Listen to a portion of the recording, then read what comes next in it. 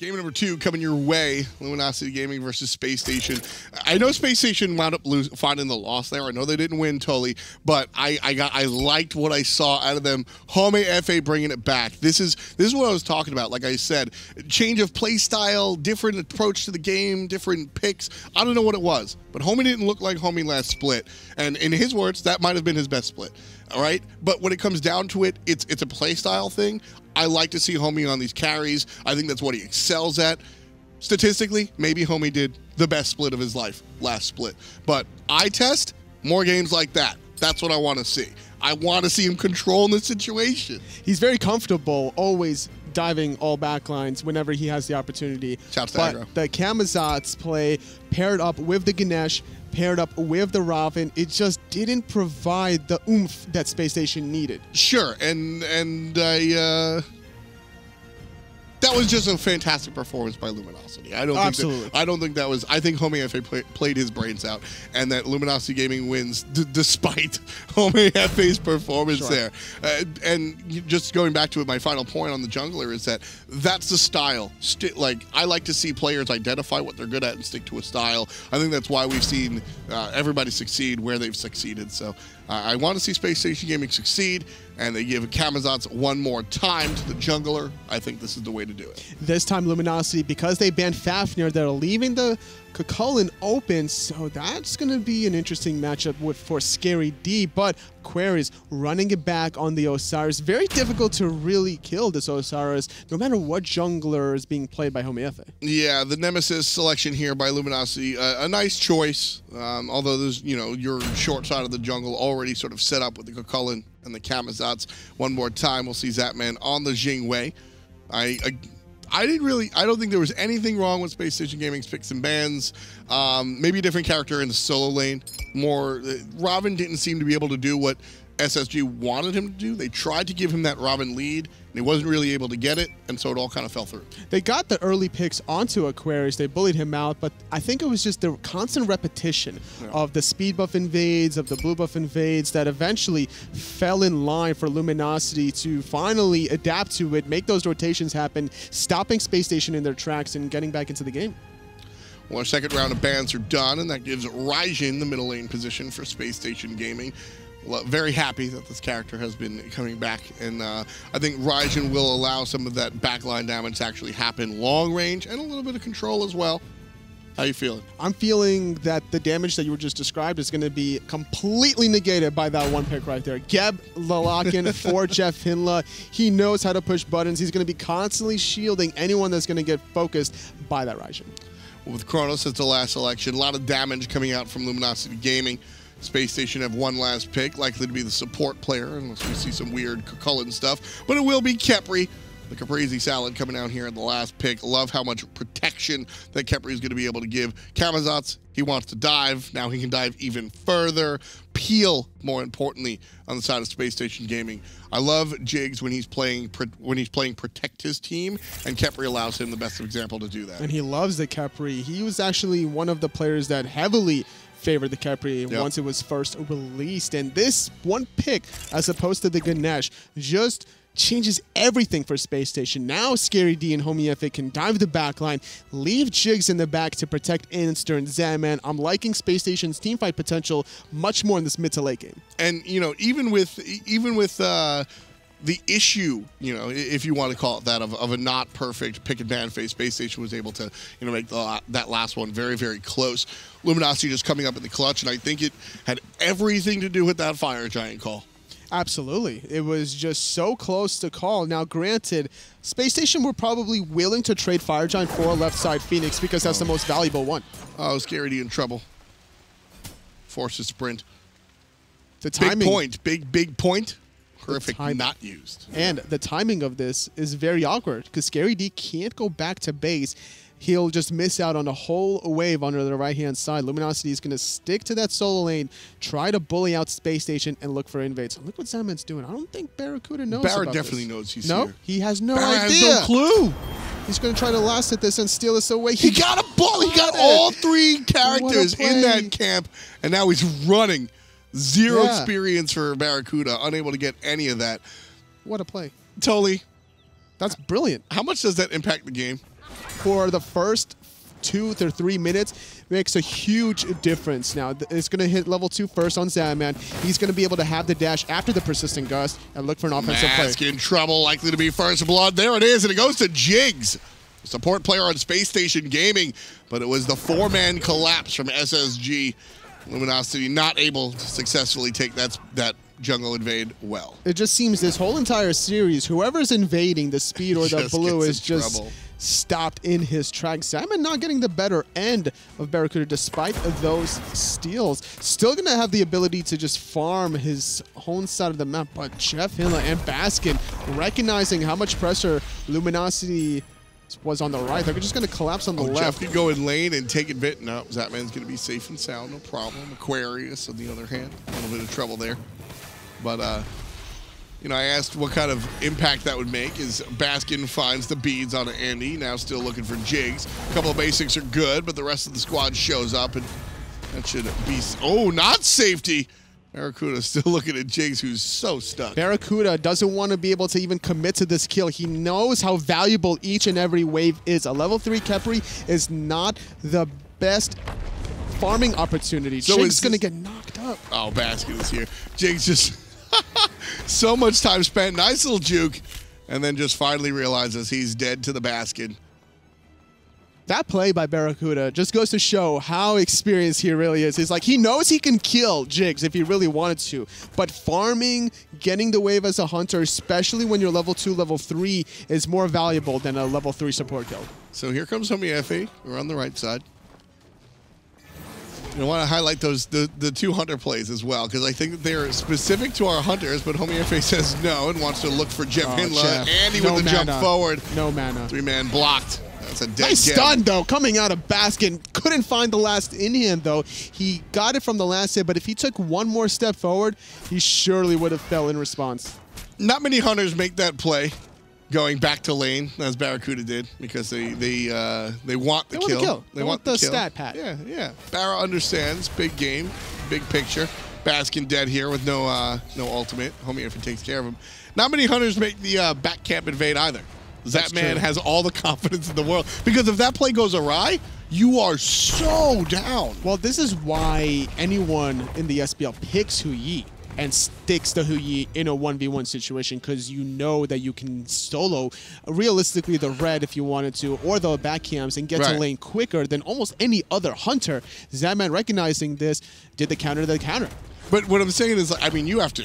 He got all 3 of those harpies. If you don't get those harpies, you are at a net loss. Absolutely. And but the gamble? The positioning of the Persistent Gust was key. If he doesn't hit the minions and knock up BaRRaCCuDDa at the same time, the kills on the back camps probably don't go Zap's way. Right. And what I'm saying is it's that confidence. He goes in there knowing that he's going to get those 3 harpies. Not a question in his mind, because if he has a question in his mind, just stick to the lane, buddy. He knows he's getting that camp, and that's what's impressive. You can have a blueprint to the beginning of the game, but everything after that is just free wildness, honestly, going on. Because Luminosity, after the fact, invaded Zap's purple, so any sort of advantage he had from that back harpy is negated. While Mask in trouble, he's got a double dash away. Ultimate used by andinster. Jeff's right around the corner. He does not have Blink. He went for the shell, so he's not going to be able to find those clutch Blink ultimates. Baskin juking out the abilities from Homiefe. He does have the rewind available now, so he'll be able to be a little bit safer, though not all the time. Zapman picks up the red and gets stunned out for it. Nice play by BaRRaCCuDDa. That was very valuable, though, just by himself. The fact that BaRRaCCuDDa even tried that, it means like he has a lot of timing at his hands. JeffHindla, though, in a lot of trouble, finding the double cataclysm, and he's going to take a tumble. Homiefe just out of control. He makes the body block by coming around, wrapping around the character, making sure that Jeff isn't able to walk further. Gets the Khepri ult, still goes into his ultimate, waits, then finds the damage. I'm telling you, man, watching this guy come back to form has been fantastic. I still want to see Homiefe play a little bit more than just a Camazotz. He has such a diverse god pool. Now, he does play some of those utility junglers every now and then, but that's not his identity, like you were saying. You want to see him play these assassins. Yeah! But, can you do that again? Nah. Okay. Anyway, even the cameraman is like, please stop. His God pool in terms of even the assassin role, he's been known to play a lot of aggressive. He brought the support. Naja out last week. I mean, this is. I think if SpaceStation Gaming is to be successful, CoachF.com, Homiefe, aggressive assassins, Jigz, protective supports. I don't know what you do with Scary D. Zapman, let him do whatever he wants, and then Andy, let him do whatever he wants. That's how SpaceStation Gaming finds success in my eyes. I think that you got to give the tools to the players, and I respect it. I think it was valuable watching SpaceStation Gaming try different stuff. What happens if we give Osiris jungle to Homiefe?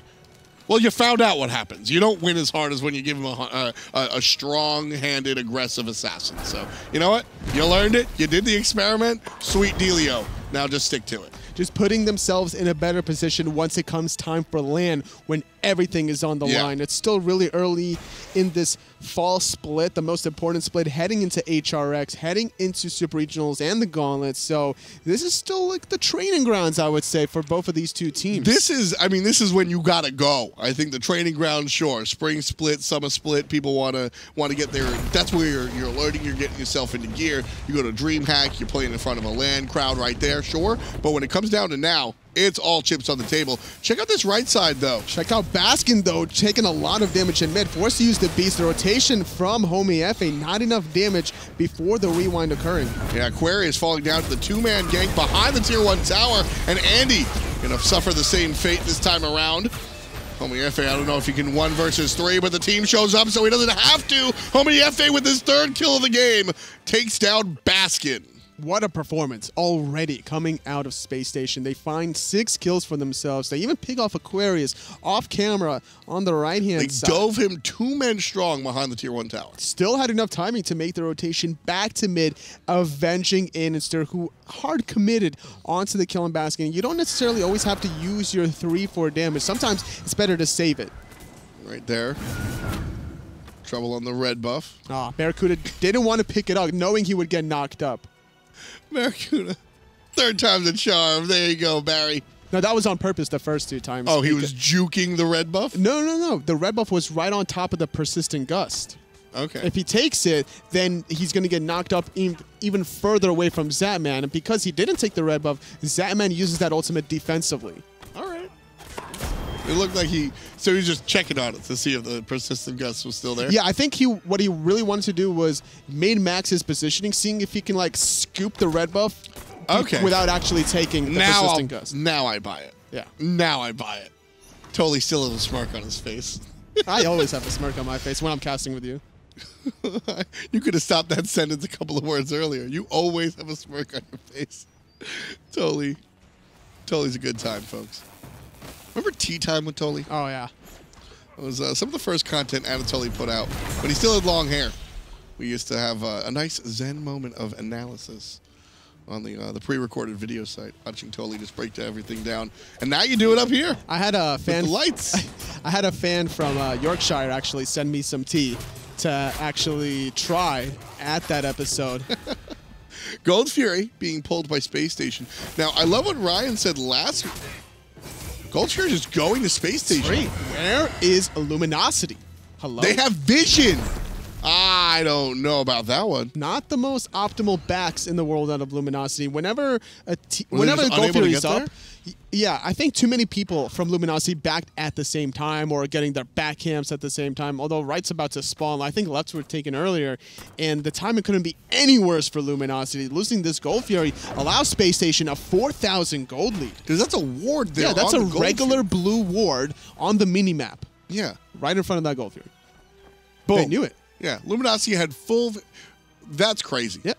That's crazy. Because Aggro said something last game where he called it a response time checker, right? You throw the brick through the window of the bank, and you see how long it takes for the cops to get there, and then you make your plan to rob the bank afterwards, right? That's what you see. That's what you saw SpaceStation go for there. They're like, all right, we'll start it, and when they show up, we'll make a better plan for next time. They're throwing another brick. Hey, nobody showed up. And now SpaceStation, they got another brick, guys. Hey, we're just going to, when Luminosity shows up, we're going to back off. They're not showing up. I guess we'll just take it. Does LG win something across the map because of that? No, they're not getting any tier 1 towers. They lose a tier 1 on the Zapman- right side as well? Zapman's going to have to use that ultimate defensively. Purification Bead still in his pocket for later, but that's a little curious. A lot of times, and I've taken issue with this, a lot of times commentators, not just in Smite, but other esports as well, we say, that's so free. But usually it's paid in advance. Yeah. There's a team fight that kills 3 people, and then it's a 5-on-2, and they take an uncontested objective, and you say free, right? Sure. But no, you paid in advance. There needed to Those be objectives were actually free. there needed to be some sort of contention. There was no investment. Luminosity just not in the right place or at the right time. And BaRRaCCuDDa actually jumping in mid lane could dive this if SpaceStation really wanted to, but instead they're all going to collapse on the left-hand side. They're zoning BaRRaCCuDDa from the left-hand side to allow Zapman maybe to get this tower? I think that's gameplay. Yes, that's exactly what it is. They're cutting him off. Just cutting off the path. Fantastic positioning, allowing this to happen. Zapman's still not able to get the tower. If andinster committed to the cutoff alongside Jigz, then maybe Zap would have the timing. It would have only been a 2-on-3 because it would have been BaRRa and Jeff alone. However, they did. SpaceStation didn't want to risk too many members there in case they would all get collapsed on. Not every member from Luminosity was visible on the map. Well, I know it's early. I'm still like incredulous at this last sequence. I mean, 12 and a half minutes in, 6-2 read the kills, but I don't care. It's the 5,000 to 6,000 gold lead that SpaceStation Gaming got for no reason. It's also the 7,000 experience that they're just constantly building off of. There's no response available for Luminosity. They can't overextend to a tier 1 tower. Now they have no more objectives to take, and with this kind of downward spiral, ScaryD gonna dive onto Mask. And he's gonna go ahead and be safe and sound. Not too big of a deal. Nice shield. Nice Nemesis shield. There's the ultimate on ScaryD. 3-man stun. Good looks for Luminosity in this team fight.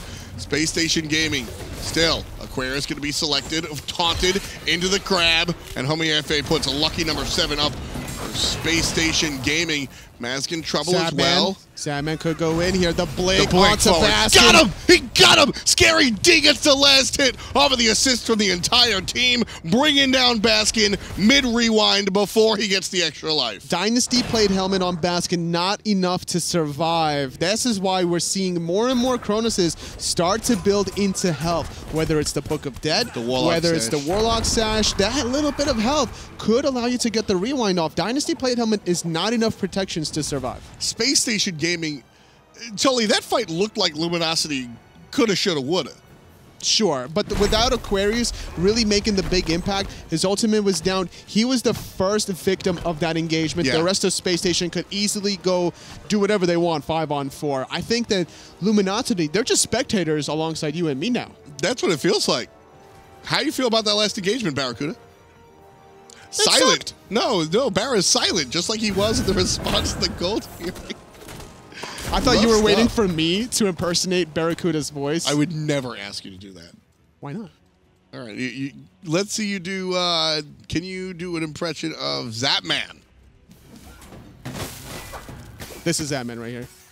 That's it? Yeah, just silence. That's your whole, okay. It's just silence. Just silence? Yep. All right, let's hear your BaRRaCCuDDa. Hold on. After the silence and after I'm dead. Where's my team? All right, excellent job. Right side, Homiefe forcing the ultimate. Looks like LG had the upper hand there for the moment. But SpaceStation Gaming still, Control is putting it lightly. They're 6,000 gold ahead at 14 minutes. They've had it. And then again, another solo of the Gold Fury. That time, Luminosity are preoccupied. They're dealing with a team. Now, I think that if they had vision or control of that, there's no vision over there, they might have tried to respond. But SpaceStation zoned them out so that Zapman could solo the Gold Fury. That one, all well and good, but earlier on, about the 10, 11 minute mark, SpaceStation got their lead because they decided to get a lead. That was the whole decision. The way you could tell that a team's playstyle is a little bit too passive or just kind of crumbling under its own feet is the positioning of their wards. All of Luminosity's wards are under that middle invisible line marker, right underneath Gold Fury, right beside their speed and blue buff, just really respecting too much, I would say, of the aggression from SpaceStation. It's also because if they overextend a little bit too much with their deficit that they have now, they will get picked off. Unfortunately, that's kind of what's winding up happening. They just need to find a way to pick somebody off. Their best bet, honestly, is to send people at Zapman because he's going to be farming 1v1 as a Jing anyway, so you might have to concede something on the right to get back, maybe get BaRRaCCuDDa a little bit more escalated towards that late game. What do you concede? Tier 2 tower? Well, you could see obviously Giant? Portal Demon. And if you're conceding Portal Demon, it doesn't seem that Luminosity is going to contest Luminosity the Fire is Giant. already conceding Portal Demon. Yeah, like, I don't They're see already Luminosity doing that. defending anything this whole game. They're not contesting the Portal Demon for the second time. The first Gold Fury should have easily been at least checked on. And now, the Fire Giant could be looked at by SpaceStation. They have the control that they need. Nice knock up. The ultimate used on top of Zapman. Zapman still getting targeted by the tower. Rotation coming out from Jigz. I thought Jigz was about to wrap around, but I think he's Mask rotating right behind him. Root going to be narrowly avoided. Jake's trying so hard to make Mask ult him. He's just dying. He's like, please ult me. He has, there's no point to realistically ulti a Khepri as a Nemesis. First of all, the shield is going to be a slight buffer for a lot of the damage from Nemesis. And not only that, there's the Scarab's Blessing to revive him. Yep. Too smart. Mask not taking the bait. And that's why when I see picks and bans, sometimes, whenever I see an early get pick or whatnot, sometimes I'm expecting a Khepri ban because you're trying to dictate how long these team fights are going to happen and, you know, use your shield more often than not. And you don't really want to fight fire with fire because Khepri can make team fights last a long time as well. Yeah. All right side, SpaceStation looking like they want to make a play for this tier 2 tower. Already knocked it down to about 65%. Now with the minions coming forward, SpaceStation will have a little bit of a window, but still some nonsense going on in the jungle. And SpaceStation look to retreat there, trying to take care of the 2 carries that are left alone without any tanks. Not going to be the case. Close. Just a retreat. Still battling for positioning. This is what Luminosity need to do. Get the Sentry Wards that they need, but this means go. Sprint has been popped. Andinster eats the Nemesis ultimate, but he's still really fine in the back line. It's actually Baskin in a lot of trouble as he gets the rewind off. I love the decision by ScaryD to find the backside and just hit him with the ultimate. SpaceStation still need to find a kill. It's going to be JeffHindla if he dies, and he does. Homiefe off the assist from ScaryD. ScaryD's not even done yet either. Mask is trying to get out of there. Play. Stunned back into Homiefe, finding the ability from a distance. 2 dead members from Luminosity. The whole sequence, ScaryD just setting up for his jungler. And he's set up there by Jigz, excuse me. So it's a 3-for-1. ScaryD does go down, but ScaryD's already done his job. Look at Andinster underneath, trying to do the damage onto Baskin, knowing that the rewind is down, using the Aegis, trying to buy some time. Jigz is going to use the ultimate on himself, and 2 more members down from Luminosity. JeffHindla has respawned, and that's a technical deicide. What a play by the entire team. ScaryD sets up Homiefe for 2 or 3 separate kills in 2 or 3 separate exchanges. Also starts the game off, starts the team fight off fantastically, blinking on the back end. Love that call, whoever made it. And then, as you noted, Andinster coming around. If everything goes according to plan, Andy detonates the Raijin, gets a double kill from the Bing Bang Boom. But unfortunately for him, he's got to wait a little bit and only get 1 kill. Deicide go to SpaceStation. You want to know what, though, Tully? Luminosity at least looked involved there. They have to try to do something. If not, you might as well just F6 at this point anyway if you're not going to contest any sort of objective. Luminosity, the one attempt that they did to drop a Sentry Ward, instantly answered by SpaceStation. They got off a lot of damage onto Zapman early in the fight, forcing him to disengage, but it was all ScaryD making the plays happen, sacrificing himself for all 5 members out of Luminosity. Yeah, just a wonderful setup. Wonderful setup. ScaryD really come through in the clutch there. 3-1-4 for the solo laner so far. And you were asking me earlier on, I think in the last game, of ScaryD's impact for SpaceStation. not only in this set, but in the rest of the split. And we can clearly see he's a huge asset moving forward. Yeah, I mean, as long as we keep seeing more plays like that on the Scary D, that's exactly what SpaceStation need. They need that dedicated setup, man. They know that Homie, Andy, and Zapman are going to do the killing, and they know that Jigz is going to do the peeling. Scary D's got to do the setting up. And right now, SpaceStation with bad luck 13. Absolutely crushing Luminosity. LG had a dominant lead last time around, but SpaceStation Gaming this time, woof. Different change of pace also, because I think at the end of the last game, it was something about 10 kills to 9 in response, still being an extremely close game. But this time around, Luminosity just not at the right place at the right time. All these objectives, SpaceStation's way. Yeah, it seems like Luminosity was just sleeping. I don't really know what's happening. I have no clue. 3 separate objectives gone without Luminosity even showing up. Gold Fury, Portal Demon, and then a right side tier 1 tower. And that was just 5,000 gold, and that's how the game sort of started. You know what's happening here, Tom, today? All 3 of these games, whoever wins the first one is just almost destined to lose the next one. So is that it? Luminosity were like, it's well, just a bad curse. We don't want to break the pattern, so we'll just hang out and sit on our hands. Is that the case? It seems to be at all. SpaceStation trying to make something happen around this tier 2 tower in the mid lane. Yet again, another free objective, 1,500 gold on top of their already 10,000 plus gold lead. Wow. Just taking it away from them, man. SpaceStation making it look easy. Yeah. And Luminosity, one of the stronger teams around, not at all. This is going to be, if they lose this, that is, sure. Luminosity is going to have to experience their first loss this split. Okay. You think that's going to be rough? I can't really count out Luminosity after this one loss, honestly, because of how experienced each individual member from SpaceStation is. I'm more interested to see how SpaceStation rolls with this in the future, if this is the spark that they need to start winning almost all of their games. Yeah, when it comes down to it for me, knowing the guys relatively well on Luminosity, these guys handle adversity really well. I don't expect them to really get in trouble or be upset. Poor BaRRaCCuDDa getting dove by Homiefe and Scary D. The sun's on top of him. Gep shield for good measure. Patience! Still not enough. Look at the patience, just waiting for that shell and the shield to wear off. Baskin in trouble. Nice blink forward from Mask, and he's just going to get handled by andinster. The turnaround on the Baskin just as strong. He's going to go down without answering back. 3 players dead on the side of Luminosity Gaming. And SpaceStation walking up to the fire giant.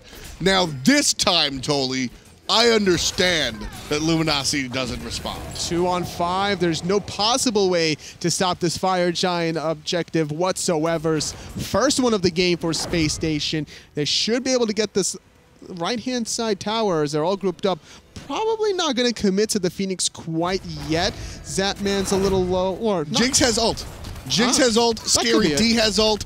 This is where you say you throw caution to the wind. You've got almost a 10,000 gold lead. You got the fire giant. You have the protective ultimate. You have the initiation ultimate. Homiefe's ult is just about to be up. This is where you say go for it. SpaceStation, they don't agree. So there was a lot of gold in hand, honestly. We saw the left-hand side of your screen.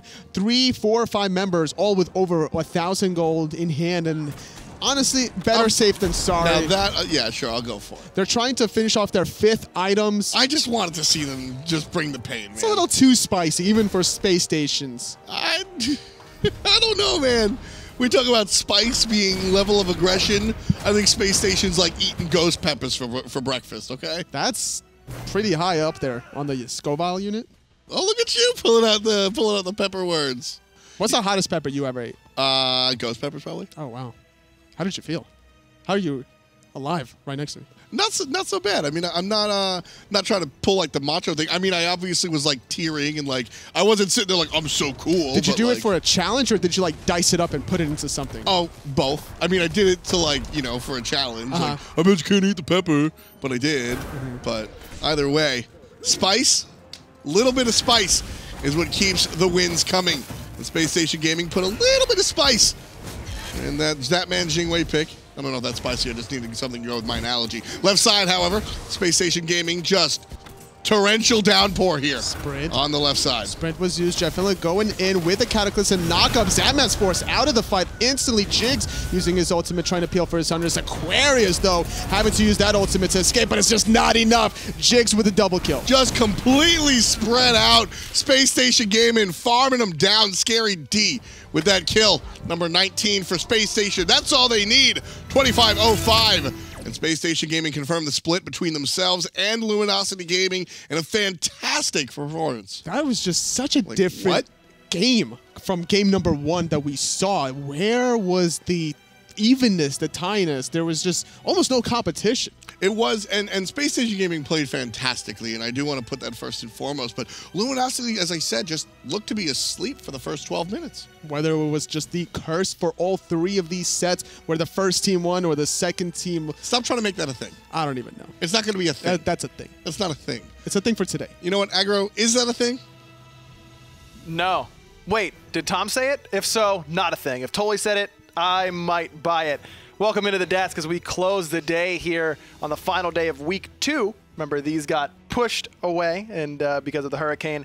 But here we are ready to break them down. I'm Aggro, joined by Taco. And Taco, let's start with the set we just saw. SpaceStation versus Luminosity. Game 1, close, back and forth. Luminosity come out on top. Game 2, anything but. Game 2, SpaceStation just completely ran away with it. And again, it was just them taking full control of the map so early on, really not preventing any sort of outlet for Luminosity to try and alleviate some of that map pressure. So that set ends up with a split. And again, Game 1, Luminosity, they end up looking pretty good. Mask has a solid performance. The whole team starting to look a little bit more cohesive. Aquarius joining that roster. I mean, this is only week 2, but you can definitely see the sparks of what could be a really excellent Luminosity team. And the same thing could be said for SpaceStation. This team's caught a lot of flack as of late just because they're a new roster pretty much. They brought on a lot of new members, although they're still familiar with the scene. They've been around for a while. Zapman, for example, had a really strong performance in his second game. But again, in game number 1, I really do feel as though there was a lot of synergy between Luminosity. So it shows that Aquarius is meshing quite well with Mask in the jungle. And Baskin continues to improve every week in that mid lane, just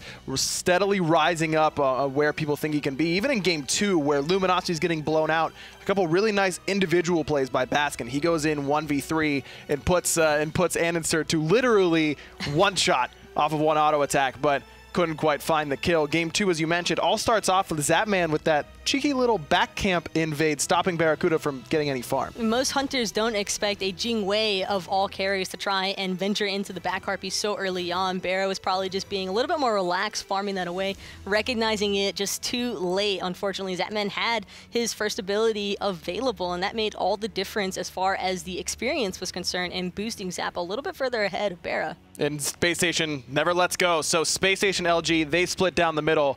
Get ready to hear that a lot today because we had a lot of splits, as you heard Tolly say. Next set was Dignitas and Energy, and these are 2 European powerhouses, but on different trends, it seems like. Energy was kind of trending down a little bit, whereas Dignitas looked like the best team in the world, but even they end up splitting. Game 1, though, Dignitas looked amazing. Dignitas were pretty much encompassing everything that they needed to and just full-on assaulting Energy anytime they tried to make a play. I think more particularly it was Variety popping off in that solo lane. His Khepri play in that first game was nuts. Super, super strong. And so you can't really blame Dignitas for going for that Khepri once more in game number 2. They open up, they first pick it, and Energy says, okay, we can do that. And then they just crush Dig. I mean, if you only saw the third set, what SpaceStation just did to LG wasn't as bad as what Energy did to Dignitas. Energy were not looking to get memed any longer by the Twitch chat. They just completely revived themselves in game number 2, and their performance was insane. It was the Energy that we have become accustomed to seeing. Maniac on Khepri solo was really, really impressive. I think it caught Dignitas off guard a little bit with how good that early clear was. I saw Dignitas on Twitter saying that they accidentally reset those early fire imps, and that led to them falling far behind, and it really did. The Lobster, or excuse me, Yaman in the mid lane on that AMC. Got an early lead. He was killing it. AMC and Raijin are back in the meta, I guess. So's Kheprakin. Apparently, Maniac just reminding everybody that this god still exists and it can definitely be viable. That's what's so exciting these days about competitive Smite. Yeah, AMC was in both games. That's right. Arkell in game number 1 got picked by Dignitas. He went with a kind of hybrid. He built Height of the Urchin and Spirit's Robe up against Yemen's Morrigan. All of Dignitas looked very good in game 1, not so much the case in game 2. So our second set of the day was split between Dignitas and Energy. Remember, we only had 3 sets today because of the postponement of the E-United match. That will be replayed later on. So our first set of the day, this was probably the biggest surprise, Taco. Poppies and Rival. And yes, we had splits all day, and that includes this one. And I think that this is just a primary example of a team rising to the circumstances. The Poppies stepping up their gameplay substantially in that first match against Rival. They played great. Poppies really came out and looked like it wasn't a team that just got lucky, a team that maybe caught Rival on an off day. Rival played the game, and they didn't make crazy mistakes. The Poppies just played better in game 1. And that's just one of those things because Kali, Ice Ice Baby, I cannot forget that he started off the match 4-0, and by the end of the game, he was reading at like a 4-6 scoreline. So he was just unable to have any impact, and a large portion of that is just attributed to the Geb-Bologna combination, just shutting out that Kali from diving into the backline the way that he would have wanted to, facing off against Mr. Nazer on that Thoth. I feel like if you would have told Ice Ice Baby, hey Ice, we're going to give you 4 kills, you're going to be 4-0, you're playing Kali, and you're against the Poppies, what do you think is going to happen? Ice is saying, oh man, easiest game of my life, this is going to be great. But it ends up being the Poppies' victory. They play great in the late game. Mr. Nazer, as you mentioned, on that Thoth, I mean, he was absolutely phenomenal. Wolfie up in those Taiko drums ultimate as Raijin got punished multiple times. The Poppies, this is the transformation that we see bottom end SPL teams make. They win their games by other teams not taking them seriously or not playing at their best. Then they start to win games where the other team doesn't play their best, but not necessarily their worst at the same time, and they just end up playing better. That's where we are right now with the Poppies, at least in my mind. You just have to step up to the occasion, and that's exactly what the Poppies have been doing every single week. They've been slowly but surely improving, and that's the most important aspect to consider for these lower-ended teams of the SPL. And it also is just a really strong example of how stiff the competition is right now, not even just in the EU, but I think in North America as well, a lot of teams are really starting to rise to the occasion too. Well, let's take a look and see who's rising in the standings. We'll start off with EU since we had 2 of their sets today. Dignitas was up on top, no longer, though have the extra game. Actually should be up on top with those 7 points. Obey still right there and elevates there. Look at where Rival is, Taco. They're at the bottom. The same could be said for NRG, though. NRG needing those points just as much as everybody else. And same thing could be said for North America. Luminosity still leading the way. LG, despite that bad game 2 up against SpaceStation, still up on top there. Not too many surprises among that NA standings page, but still looking pretty consistent. Excited to see what we'll have for tomorrow. But first up, let me tell you about this. HRX tickets. If you haven't bought them, if you're putting it off, like I put most aspects of my life off, yeah, I'll buy one of these. Trust me, buy one. hi-rez.expo.com. Do it now. You've got 2 monitors. I know you do. Go on your second one. Keep me up on one because I don't want you to insult me like that. Go buy one of these because you want to be there. There's so many different opportunities and possibilities for what teams are going to find their way at Worlds, but judging by what we've seen so far in this fall split and just in the SPL in general, there's no way that HRX isn't insane this year. And with that second monitor tomorrow, while you're watching some more SPL action, you can also be earning double everything. The start of the Odyssey, we're kicking it off with a double everything. Worshippers, boosters, well, not boosters, but you should get those boosters so that you can get quadruple everything. Favor, XP, it's got it all. Serious question. Does Ares actually kill Chalk? Did you not watch the cinematic? I'm just saying, but if you think about it realistically from a laning phase perspective, solo Ares versus solo Chalk, who's winning? Well, who's playing Ares? Is it Deathwalker? Okay, Is that's it what Anatoly? everybody goes to immediately. Totally. I'll take the Ares, but only because I'm going to see Toli when I walk off this desk, and I don't want him to be mad at me. Let's take a look at the schedule for tomorrow. As I mentioned, it's the kickoff of Week 3. We've got some special edition Friday SPL action for you to really get the weekend started. We've got 4 days of SPL action in a row. here. Never say we never do anything for you guys.